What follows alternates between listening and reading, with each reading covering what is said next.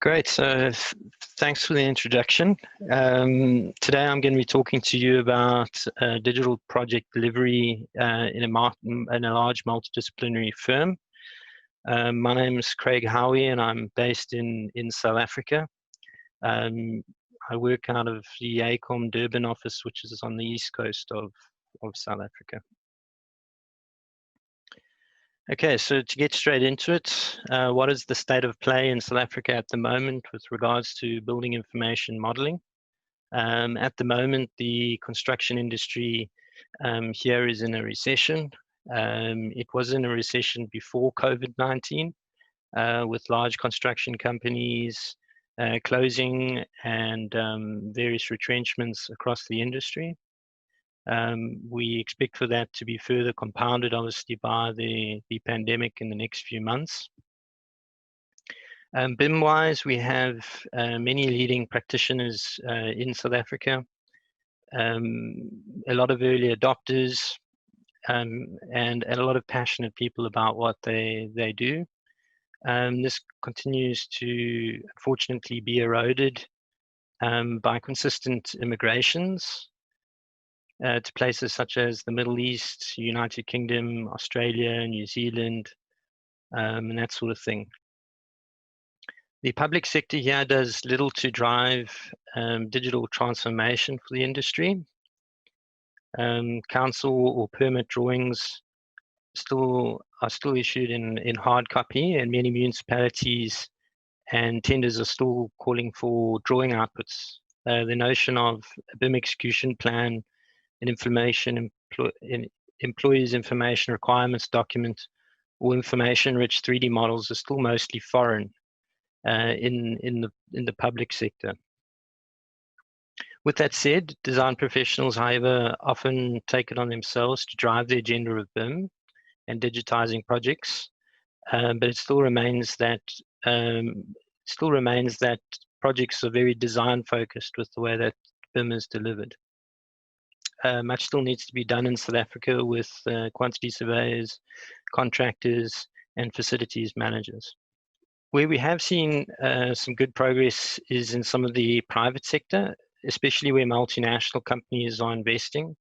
Companies such as Heineken, Shell, Amazon are all coming with digital and BIM requirements, and this is ensuring that these projects are delivered to international standards. Another thing we are seeing in South Africa is our design consultants providing services internationally across Africa and also into other regions. Because of our competitive pricing, we may not be able to compete directly with the sweatshops of the East with raw sort of drafting outputs, but we do have a niche where we're able to provide design and delivery services with limited need for oversight. Cloud-enabled ways of working are critical in doing this. The South African industry was traditionally driven by local software vendors, the likes of Graphisoft and Autodesk's in-country partners, essentially. We're now seeing other influences like the BIM Institute and the BIM Community Africa initiative driving awareness and making the conversation a little bit more vendor neutral and diverse, which is really great. So just to give the presentation a little bit of context, a little bit about who we are as a business. So I'm working for a company called AECOM. We have about 650 specialists in South Africa, or across Africa, should I say, and we have offices in 7 different African countries. Most of our design work is done from South Africa through 3 different main offices, those being Cape Town, Centurion, and Durban, where I'm based. Okay, and I'm really lucky that I'm able to manage a digital project delivery team within the business consisting of a couple of different specializations. Myself and Andre head up and manage the team and the strategy for the business related to building information modeling and digital project delivery, and we have various support team members. We have essentially 4 separate groups. So Andre and myself sit in a management type group. We have discipline BIM leads, which are very project focused, and their role is to innovate within the actual discipline that they're looking after. So for example, we have an architecture BIM lead named Shamima. She looks after the portfolio for our architects and makes sure that all their standards are up to speed and that we're being innovative in the way that we're using digital platforms. Then we have a group of model coordination managers. These are the team members that are essentially very project facing. They help deliver some of our bigger projects for our clients, and often this is a role requested by clients on larger multidisciplinary projects. They're really there to make sure that projects are running smoothly. Any technological issues that we're having, they troubleshoot those and are involved with coordinating a lot of the information and models on projects. Then a really critical part of our team is information management, or traditionally what you would have referred to as document management.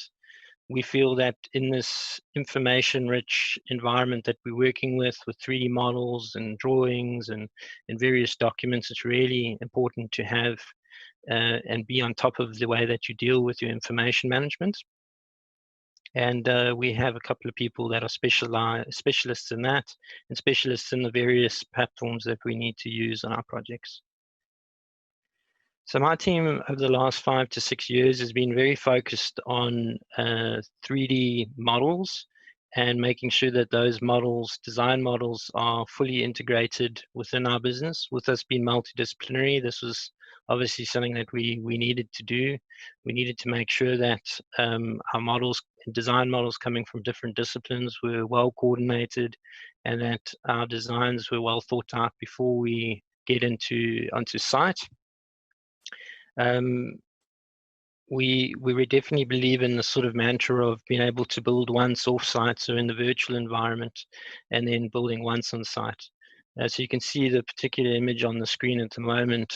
This was a project we did in 2015. It was a paint shop design for Daimler, and you can see how intensive the process information is within the building.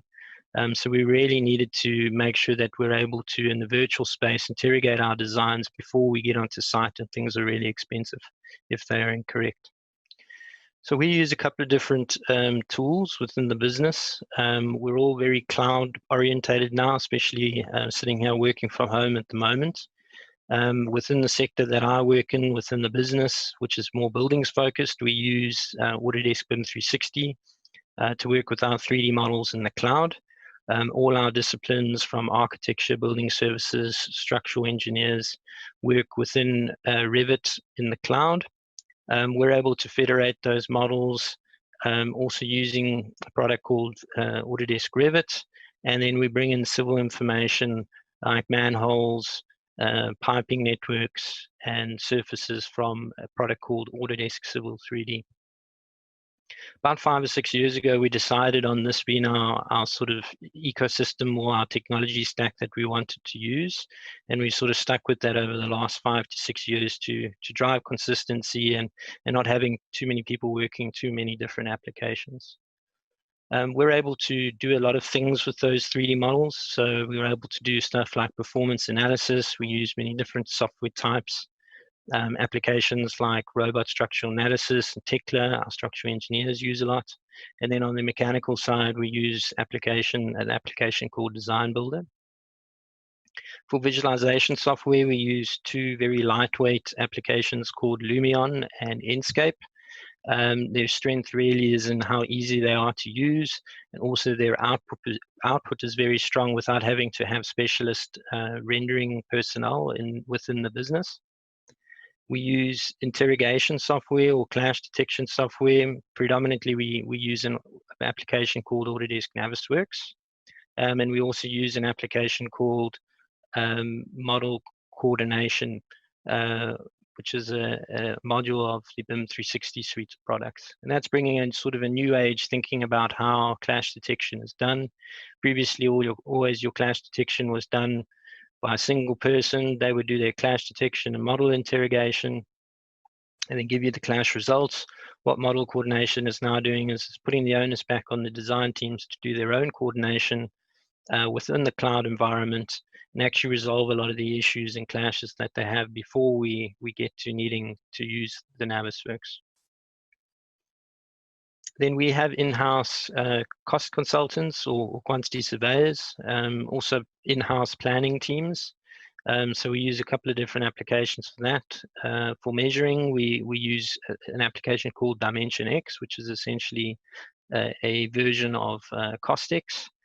Then we use an application called WinQS, which we use for our bill of quantities.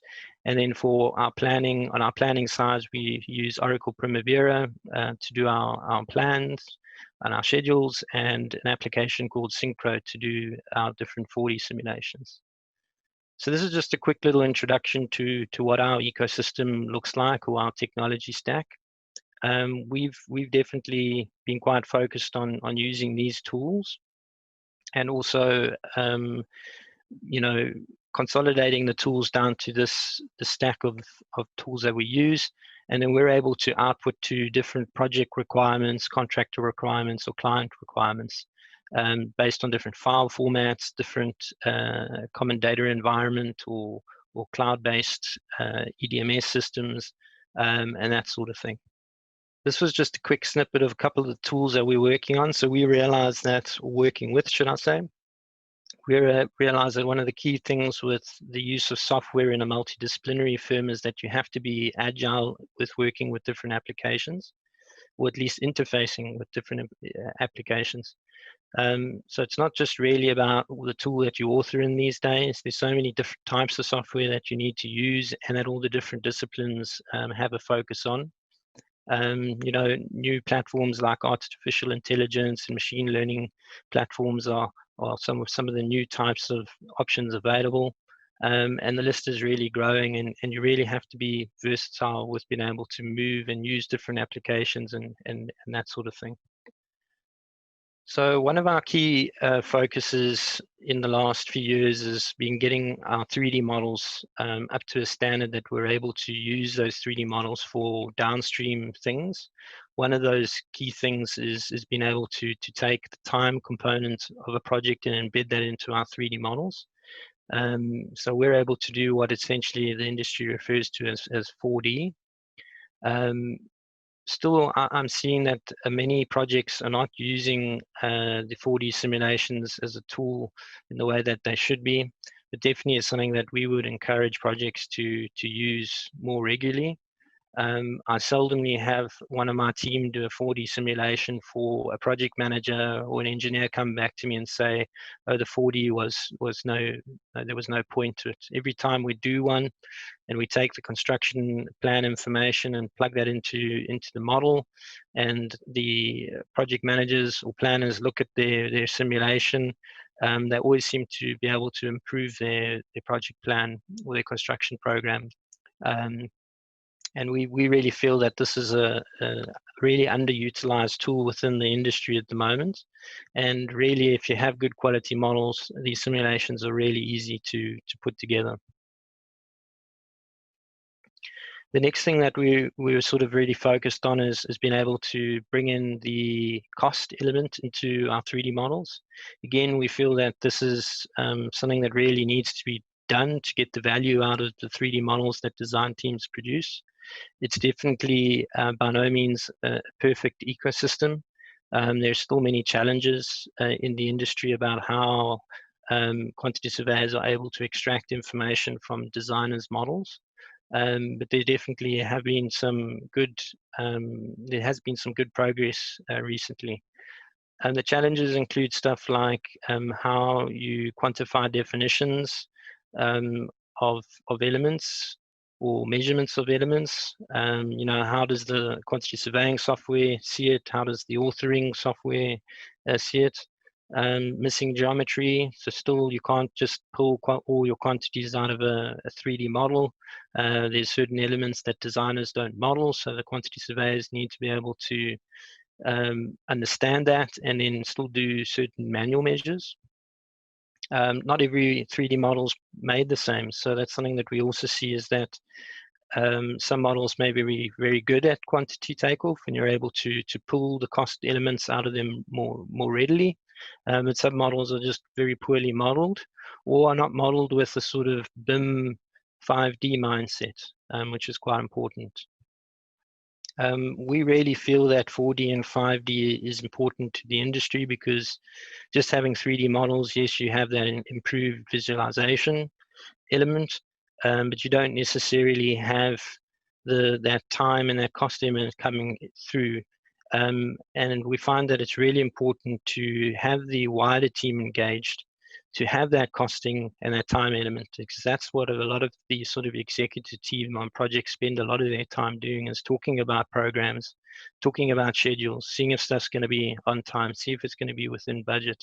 So being able to pull those cost and time elements, or those time and cost elements, into models makes the system a lot more usable and a lot more meaningful to the rest of the stakeholders on a project, other than just the designers.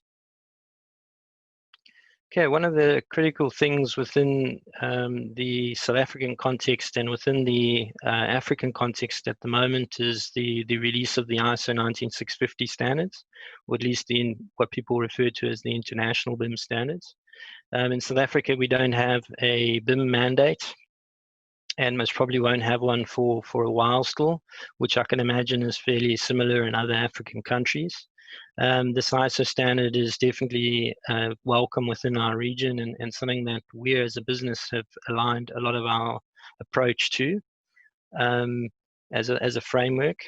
And we definitely feel that going forward, this is the basis for information management for the region. It definitely isn't very granular in detail. It is really just a high level framework. So local annexures of this document need to be published for the different South African regions, so that we can get to that sort of more granular level when it comes to file naming standards within regions and that sort of thing. So we really look forward to that. There has actually recently been a new ISO released, that's ISO 19650 Part 5, which now also speaks to the data security challenges that our projects potentially face. So it's really worthwhile having a look at that suite of documents. Okay, then just talking about one or two of the different solutions that we're using on projects. We've been using virtual reality in our offices for about 2 years now, and we're, well, at least up until COVID-19 happened, using it very successfully with our clients and with our teams. We actually have a client in the Netherlands where we send our models, our virtual scenes or our VR scenes to them in the Netherlands, and they actually have their own headsets and walk through our building designs with the virtual headsets on over there, and have meetings with the headsets on. We also use the headsets internally to do more immersive design reviews, and sort of just driving the spatial awareness around the design and the areas that we're designing. We have had some augmented reality headsets in our offices. We had a HoloLens at a stage. I personally feel that there's still a fair way to go with the augmented reality headsets, both the actual hardware and also the software. Definitely in the future, this will surpass the VR, and definitely will be an important part of the construction industry.